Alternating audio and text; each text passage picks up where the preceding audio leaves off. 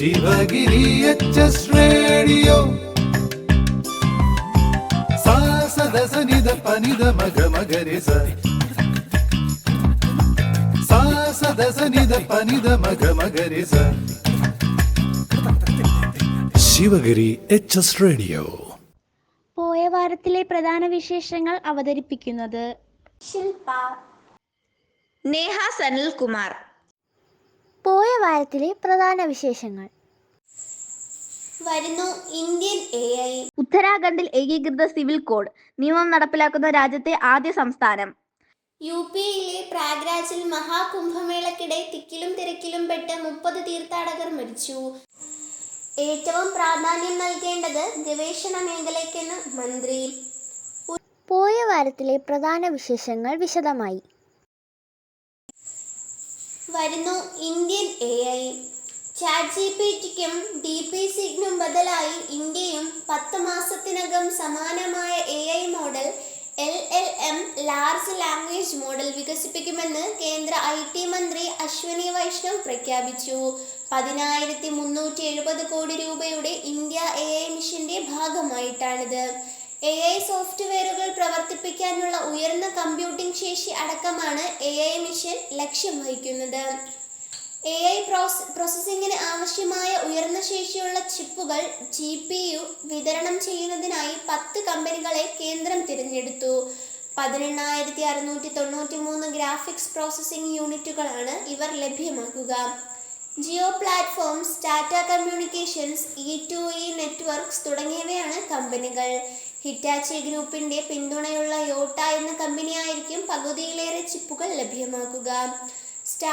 സ്റ്റാർട്ടപ്പുകൾക്കും ഗവേഷകർക്കും ഇവയുടെ കമ്പ്യൂട്ടിംഗ് ശേഷി ഉപയോഗിക്കാൻ സർക്കാർ അനുവദിക്കും.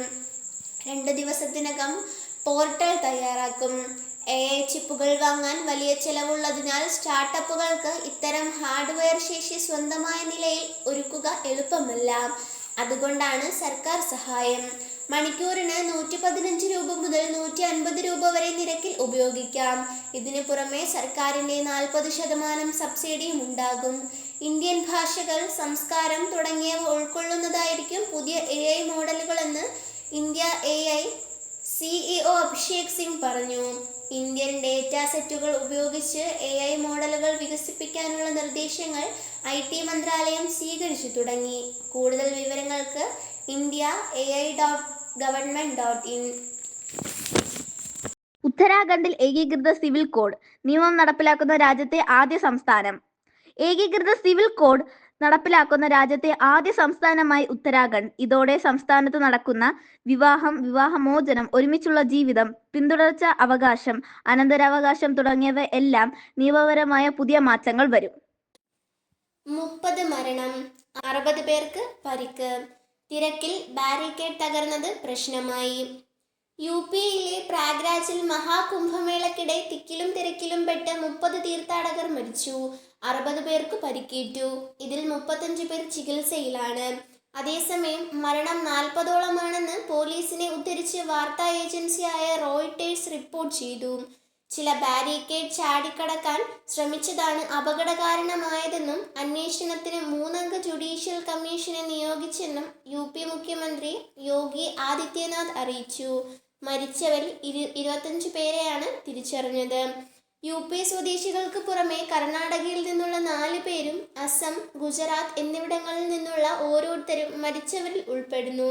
മൗനി അമാവാസി ദിനമായ ഇന്നലെ ത്രിവേണി സംഗമത്തിൽ അമൃത സ്നാനത്തിന് എത്തിയതായിരുന്നു തീർത്ഥാടകർ.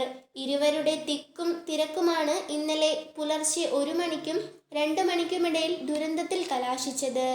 6 കോടിയോളം തീർത്ഥാടകർ ഇന്നലെ കുംഭമേളയ്ക്ക് എത്തിയതാണ് കണക്കാക്കുന്നത്. ഇന്നലെ പുലർച്ചെ നടക്കേണ്ട അമൃത സ്നാനം ദുരന്തത്തെ തുടർന്ന് ഉച്ചയ്ക്ക് ശേഷമാണ് നടത്തിയത്. അഖില ഭാരതീയ അഖാഡ പരിഷത്തിന്റെ തലവൻ മഹന്ത് രവീന്ദ്രപുരിയുടെ നേതൃത്വത്തിൽ സന്യാസിമാരും മറ്റു തീർത്ഥാടകരും 2:30 സ്നാനം നിർവഹിച്ചു.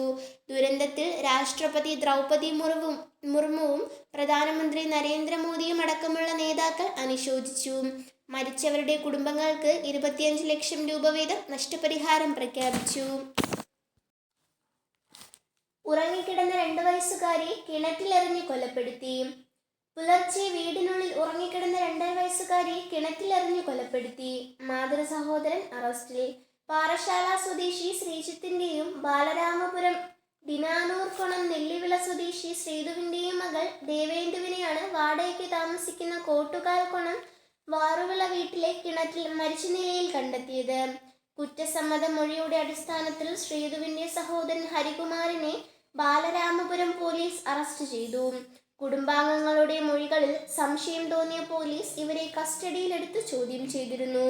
ഹരികുമാറും ശ്രീധുവും ഉൾപ്പെടെ ഇടയ്ക്കിടെ മൊഴി മാറ്റിയത് സംശയത്തിനിടയാക്കി. മണിക്കൂറുകൾ നീണ്ട ചോദ്യം ചെയ്യലിലാണ് ഹരികുമാർ കുറ്റം സമ്മതിച്ചത്. ബന്ധുക്കളിൽ മറ്റാർക്കെങ്കിലും സംഭവത്തിൽ പങ്കുണ്ടോ എന്ന് അന്വേഷിക്കുന്നുണ്ട്. ഭർത്താവുമായി അകൽച്ചയിലായിരുന്ന ശ്രീധുവും മക്കളും മാതാപിതാക്കൾക്കും സഹോദരനുമൊപ്പമാണ് കഴിഞ്ഞിരുന്നത്. ഹരികുമാറിന് ശ്രീധുവും കുഞ്ഞുങ്ങളെ ഇഷ്ടമല്ലാതിരുന്നുവെന്ന് പോലീസ് പറയുന്നു.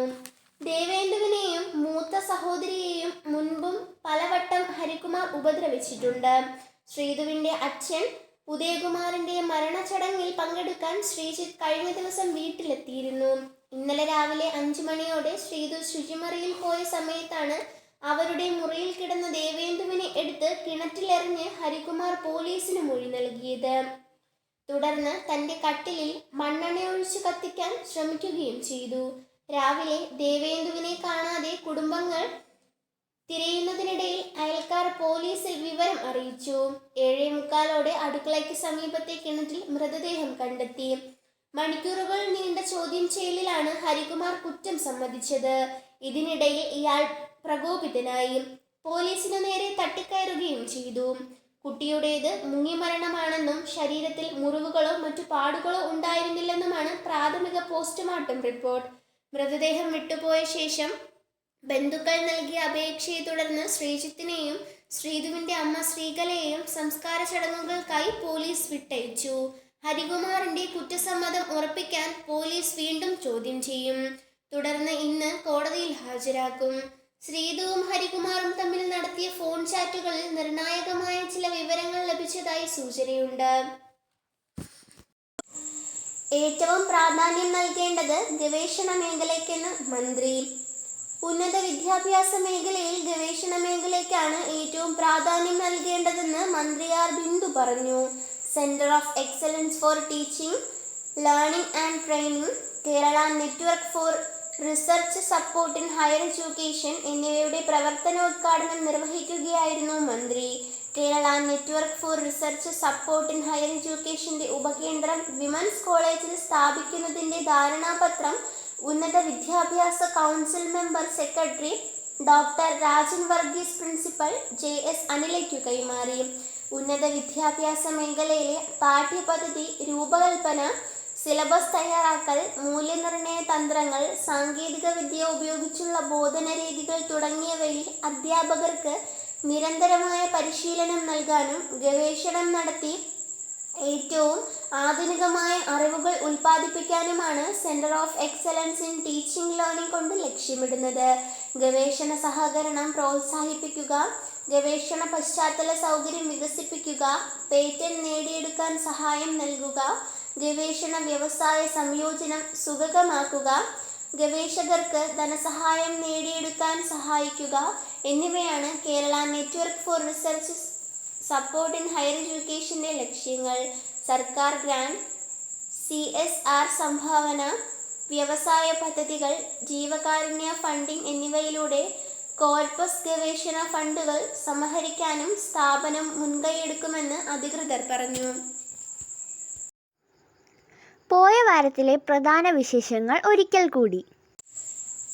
വരുന്നു ഇന്ത്യൻ AI. ഉത്തരാഖണ്ഡിൽ ഏകീകൃത സിവിൽ കോഡ് നിയമം നടപ്പിലാക്കുന്ന രാജ്യത്തെ ആദ്യ സംസ്ഥാനം. UPയിലെ പ്രാഗ്രാജിൽ മഹാകുംഭമേളക്കിടെ തിക്കിലും തിരക്കിലും പെട്ട് 30 തീർത്ഥാടകർ മരിച്ചു. ഏറ്റവും പ്രാധാന്യം നൽകേണ്ടത് ഗവേഷണ മേഖലയ്ക്കെന്ന് മന്ത്രി. പോയ വാരത്തിലെ വിശേഷങ്ങൾ അവസാനിച്ചു. ശിവഗിരി HS റേഡിയോ കേൾക്കൂ, സമ്മാനങ്ങൾ നേടൂ. ഉത്തരങ്ങൾ അയക്കേണ്ട വാട്സപ്പ് നമ്പർ 94 97 26 72 72. പോയ വാരത്തിലെ വിജയി. 7ാം ക്ലാസ് ഡി ഡിവിഷനിലെ ഷിഫ മിർസ. പോയ വാരത്തിലെ ചോദ്യവും ഉത്തരവും. RBIയുടെ governor Arvind Kumar. Sivagiri HS radio ആഴ്ചയിലെ ചോദ്യം. കേന്ദ്ര IT മന്ത്രി. ഉത്തരങ്ങൾ അയക്കേണ്ട WhatsApp number 94 97 26 72 72. sa sa da sa ni da pa ni da ma ga ma ga re sa. ഈ ആഴ്ചത്തെ വിശേഷങ്ങൾ ഇവിടെ അവസാനിക്കുന്നു. പുതിയ വിശേഷങ്ങളുമായി നമുക്ക് വീണ്ടും കേൾക്കാം. Sivagiri HS radio.